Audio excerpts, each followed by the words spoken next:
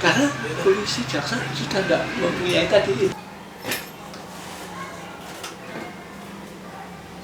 Ya, Joko Suryo, guru besar di Universitas Gadjah Mada gitu ya, sejarawan, dan saya bicara tentang keris, kita bisa menelusuri dari perspektif sejarah.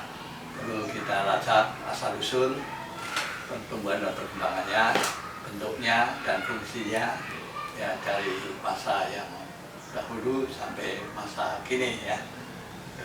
Kita melacak asal dari bentuk keris itu, yang semula para ahli melihat bahwa keris semua termasuk sebagai salah satu bentuk prototipenya merupakan sebagai senjata tajam ya dari kehidupan masyarakat yang berbudaya itu.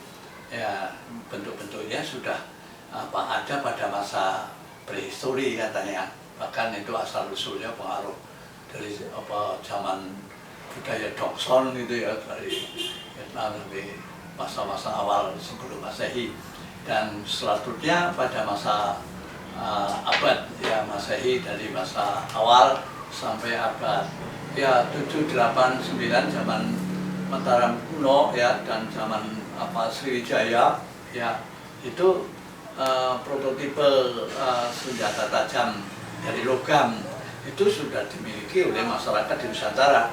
Bahkan zamure dari bentuk keris itu sudah ada pada masa itu, sehingga keris sebetulnya merupakan salah satu produk budaya Nusantara yang cukup tinggi dan cukup lama keberadaannya. Dan itu juga bukti-bukti menurut para ahli sejarah kuno, terutama para arkeolog, melacak sudah ada di dalam berita-berita dalam prasasti, dan juga di dalam relief-relief candi, baik candi yang ada di Jawa Tengah maupun sampai Jawa Timur. Bahkan tentu saja sampai pada masa kejayaan Kerajaan Majapahit yang didahului sebelumnya dari zaman Berdiri, zaman Singosari, dan puncaknya zaman Majapahit. Itu keris puncaknya konon pada zaman itu bentuk senjata tajam yang kemudian dibangun sebagai sebuah karya yang mempunyai nilai ya artistik dan seni, dan punya posisi, kedudukan, dan fungsi yang lebih spesifik. Tidak hanya sebagai senjata tajam jenis seperti belati dan sebagainya, tapi kemudian sudah meningkat sebagai benda yang punya posisi, kedudukan, dan fungsi sebagai alat yang dipercaya memiliki kekuatan magis, dan juga telah memiliki fungsi sebagai alat persembahan sesaji, bahkan sudah mulai meningkat ke simbol status, yaitu simbol kedudukan, yaitu sebagai misalnya sebagai raja, sebagai pemimpin, dan sebagai kemudian ya orang laki-laki atau warga masyarakat yang memiliki senjata yang dianggap itu memiliki kekuatan yang cukup tinggi ya di dalam untuk membela diri, untuk berperang, dan sebagainya. Dan kemudian perjalanannya meningkat pada masa zaman Islam, zaman Demak, ya, zaman Pajang, sampai ke zaman Mataram, dan terus meningkat sampai zaman Surakarta dan Yogyakarta, sampai ke Sultan Yogyakarta, sampai masa kini. Keris mempunyai perkembangan yang menjadi meningkat. Jadi keris mempunyai kedudukan tadi sebagai simbol status, lambang, ya, lambang status sebagai tadi penguasa, power, itu antara lain dilambangkan melalui tadi bentuk keris yang harus dimiliki oleh seorang pemimpin, dalam hal ini raja, yaitu menjadi pusaka.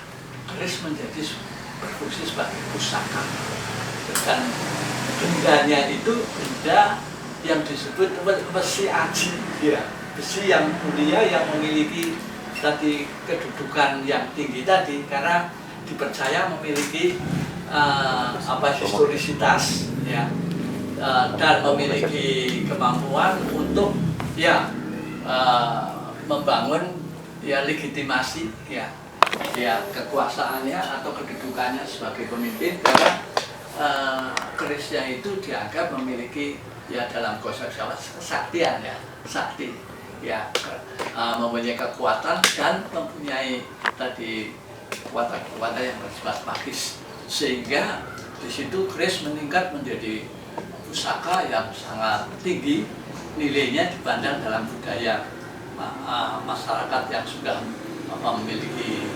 posisi dalam negara kerajaan, jadi sebagai lambang sebagai kekuasaan dan juga sebagai alat senjata yang tidak sekedar itu alat benda tajam, tapi mempunyai kedudukan yang sangat terhormat sakral, dan sehingga itu kemudian menjadi benda yang kemudian dibanggakan dan dihormati untuk sekaligus menjadi simbol diri, identitas jati diri seorang pria, seorang satria atau seorang apalagi penguasa, yaitu lambangnya keris itu sebagai lambang jati dirinya, terutama ini di masyarakat Jawa, itu terutama pada zaman Mataram. Nah, disitulah keris rupanya memiliki posisi yang tinggi, ya, posisi yang tidak sekedar sebagai senjata tajam, tapi sebagai pusaka. Tidak hanya dimiliki oleh para elit, para penguasa raja dan bangsawan atau yang sejenis, tapi juga masyarakat umum pun itu menggunakan atau menempatkan keris itu menjadi simbol jati diri, simbol diri sendiri. Ya, dan itulah yang kemudian menjadi benda budaya ya dalam masyarakat. Keris menjadi lambang, oleh karena itu keris dilambangkan ya untuk kehidupan sehari dalam upacara dan sebagainya, selalu lekat pada tubuhnya, dipasang atau ditempatkan di ikat pinggangnya, diselipkan di situ, sekaligus itu menjadi lambang identitas sebagai seorang pria, seorang satria gitu ya, yang siap memiliki kemampuan untuk melakukan tanggung jawabnya sebagai warga. Dalam kerajaan-kerajaan, tiap-tiap raja lalu memiliki pusaka-pusaka sebagai lambang.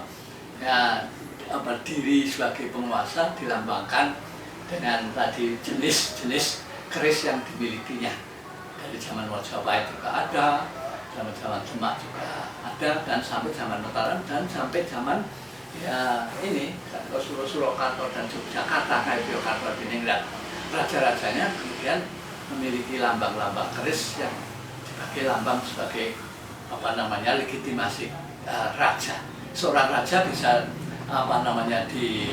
angkat dan kemudian diakui sebagai penguasa apabila raja itu artinya memiliki keris yang sudah ditetapkan sebagai lambang kekuasaannya. Oleh karena itu tidak heran pada tiap-tiap kerajaan, dan termasuk misalnya di Keraton Yogyakarta, yaitu di Kasultan Yogyakarta, itu paling tidak ada 2, 3, 4 keris pusaka milik raja yang jadi simbol, yaitu ada yang namanya Kanjeng Kiai Kopek, Kanjeng Kiai Turun, Kanjeng Kiai Turunnya, dan ada yang lainnya. Tadi yang posisi ya politis dan ya kekuasaan, kesaktian kekuasaan, legitimasi kekuasaan, tapi juga dalam kehidupan nantinya terbagi dalam aspek dimensi kehidupan, ya kehidupan manusia dalam kehidupan itu tidak hanya politis tapi yang bersifat sosial, yang bersifat ekonomis dan kultural. Di mana posisi keris itu sekaligus berfungsi untuk mendukung legitimasi dan menjadikan seseorang itu memiliki kesuksesan dalam ya perannya sebagai apa saja, sebagai pedagang, sebagai saudagar, sebagai pengusaha, sebagai pejabat ya itu. Dari situ keris itu di situ ada sekaligus dipercaya punya watak-watak dan punya tadi karakter tadi ya. kekuatan. Jadi misalnya ada keris yang tadi untuk kaum pejabat, orangnya menjadi wibawa, orangnya menjadi ya memiliki kemampuan memimpin. Tapi bagi seorang pedagang, pengusaha, ada keris yang membuat dia sukses dalam berdagang, sukses dalam berusaha, itu pengikat, lalu kemudian penjaga, ya keamanan diri dan menjaga ini kestabilan, itu. Dan apalagi nanti menjadi pendukung, ya setelah penjaga lalu pendukung untuk bekerja, ya seperti tadi, supaya pedagang, petani tidak dikendalikan, dia punya kearifan sendiri, dan rupanya karena dia percaya, ada kepercayaan bahwa kesaktian, kemampuan, kekuatan itu akan tergantung pada dirinya, yaitu kejujuran, integritas, ya, kepribadian yang kuat, dan tadi mungkin ya harus objektif dan sebagainya, netral mungkin itu. Dan sehingga seorang empu biasanya rupanya mempunyai kenetralan, motif untuk mencari kekayaan atau rupanya kalau empu rupanya harus tidak begitu.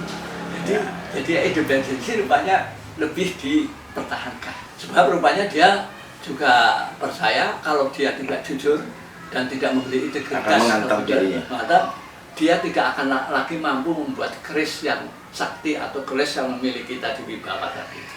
Makanya itu dia percaya, sehingga dia tidak berani melanggar. Jadi ya pedoman-pedoman.